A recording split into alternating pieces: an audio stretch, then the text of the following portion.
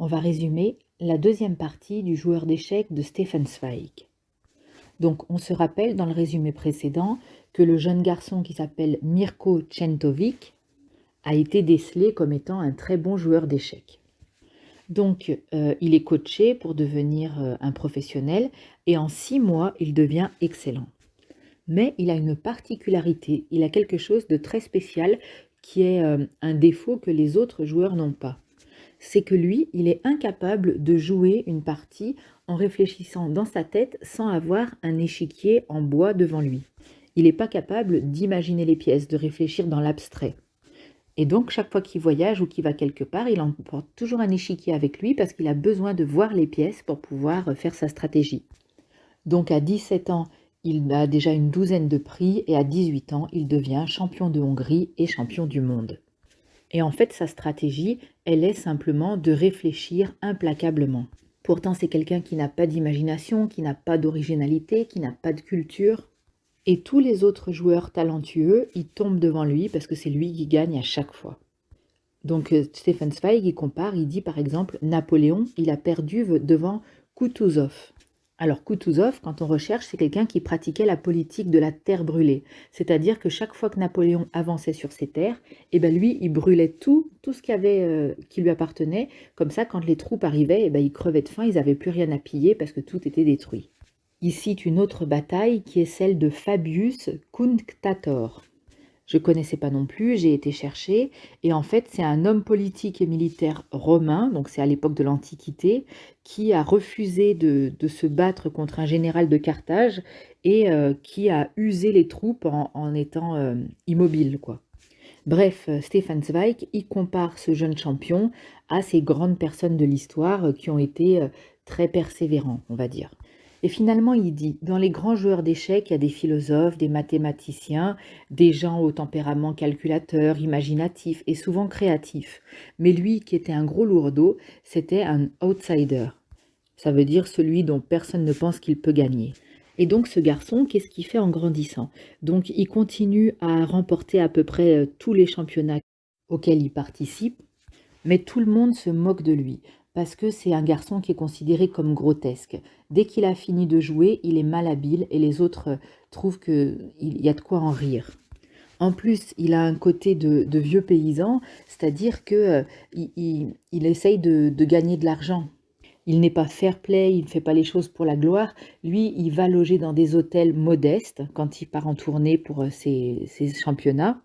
Et il joue des fois dans des clubs minables tant qu'on lui paye ses honoraires. Lui, qui est incapable d'écrire 3 phrases sans faute, il vend sa signature. En fait, il y a un livre qui est écrit qui s'appelle Philosophie des échecs.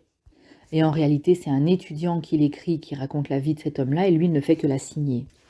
Et en plus, pour couronner le tout, une fois qu'il devient champion du monde des échecs, il devient prétentieux. Le fait qu'il arrive à battre sur leur terrain tous les beaux parleurs, les écrivains intelligents, etc., font que petit à petit, sa timidité native, elle s'est transformée en une fierté froide. Donc on se rappelle que l'histoire, en fait, c'est une histoire que nous raconte un narrateur, celui qui écrit le livre, enfin celui qui parle dans le livre, et il est avec son ami. Et son ami lui dit que finalement c'est normal qu'il soit devenu prétentieux, parce que ce garçon, il venait d'une contrée pauvre de Hongrie, et en fait ce garçon, il se rend compte qu'en une semaine, juste parce qu'il s'est déplacé des pièces de bois sur une plaque en bois, il gagne plus d'argent que ce que tous les malheureux de son village gagnaient en un an en travaillant. Et en plus, il n'a pas la base, il n'a pas la culture de base, il ne sait pas qui sont Rembrandt, Beethoven ou Dante. Et du coup, lui, d'être arrivé là où il en est, il imagine qu'il est au sommet du monde, il imagine que personne n'est plus brillant que lui. Et en fait, le narrateur, ça suscite de l'intérêt chez lui. Parce que donc son ami lui parle de Czentovic, et lui, il aime bien les gens qui ont des monomanies. Alors une monomanie, ça veut dire être obsédé par un seul sujet. Parce qu'il considère que quelqu'un qui a une seule passion, un seul centre d'intérêt dans sa vie, il arrive à une sorte de sommet, de perfection, d'absolu. Parce qu'il concentre toute son énergie sur un seul point. Et il dit, du coup, j'aimerais bien lui parler pour voir comment est-ce qu'il réfléchit. Et son ami lui dit, il faut pas trop rêver, parce que Czentovic, il ne parle à personne. Il sait que tout le monde se moque de lui, et finalement, c'est que quand il va dans ces hôtels modestes, qu'il fait la conversation avec des gens du peuple, des gens comme lui, qui n'ont pas beaucoup de culture, mais afin de ne pas se ridiculiser, il ne parle avec personne d'autre. Donc le narrateur essaye de lui parler, et le bateau prend la route. Pendant les 3 premiers jours, il l'observe, il sort assez peu de sa chambre. Quand il sort, il fait un tour rapidement sur le pont du bateau et puis il retourne dans sa cabine. Il ne va jamais au fumoir qui semble être l'endroit où les gens se retrouvent. Ensuite, il y a tout un passage où Stefan Zweig parle des échecs et il dit que les échecs, c'est un art. Il dit jouer aux échecs, c'est le seul jeu dans lequel le hasard n'entre pas en considération. Peu importe, c'est uniquement l'imagination des gens qui fait qu'il y a une partie qui se met en route et que les personnages se déplacent. Et il dit d'ailleurs, dire que les gens jouent aux échecs, c'est presque une faute de langage, parce qu'en réalité, il faudrait dire que les gens sérieusent aux échecs, en utilisant le mot sérieux comme si c'était un verbe.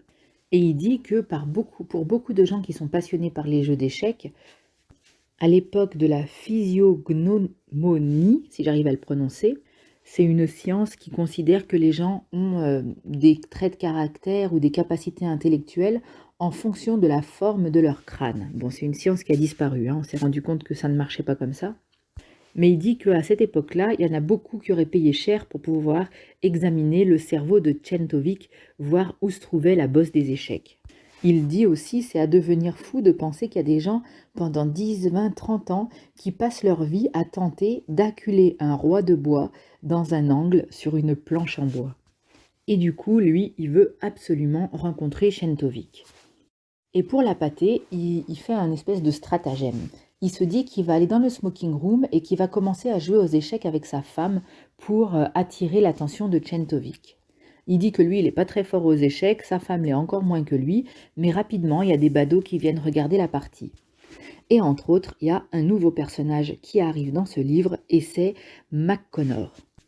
McConnor, c'est l'homme puissant. Il est fort, il est beau, il a la tête rouge, il dit qu'il boit certainement un petit peu trop, et il est très riche et il a du succès dans les affaires. Mais surtout, McConnor, il n'aime pas perdre. Donc il commence à jouer avec le narrateur, et il perd. Donc apparemment, c'est vraiment pas un très bon joueur, vu que le narrateur a dit lui-même qu'il n'était pas un bon joueur non plus. Et il dit c'est automatique. Chaque fois qu'il perd, il crie avec rage « revanche » et il veut jouer encore une autre partie. Et puis enfin, il y a Czentovic qui arrive et qui s'approche de la table d'échecs. Il dit peut-être qu'il les a vus en marchant sur le pont parce qu'il ne vient jamais dans le smoking room. Et il s'approche de la table, il regarde comment ils sont en train de jouer et d'un regard froid, sans même pas leur porter d'attention, en voyant que le jeu est assez nul, il s'en va directement.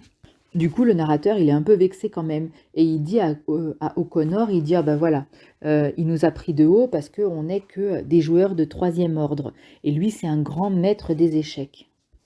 Et évidemment, maintenant, O'Connor, lui aussi, il est piqué. Et lui aussi, il a envie de rencontrer Czentovic. C'est la fin du résumé de la 2e partie et on va résumer la 3e.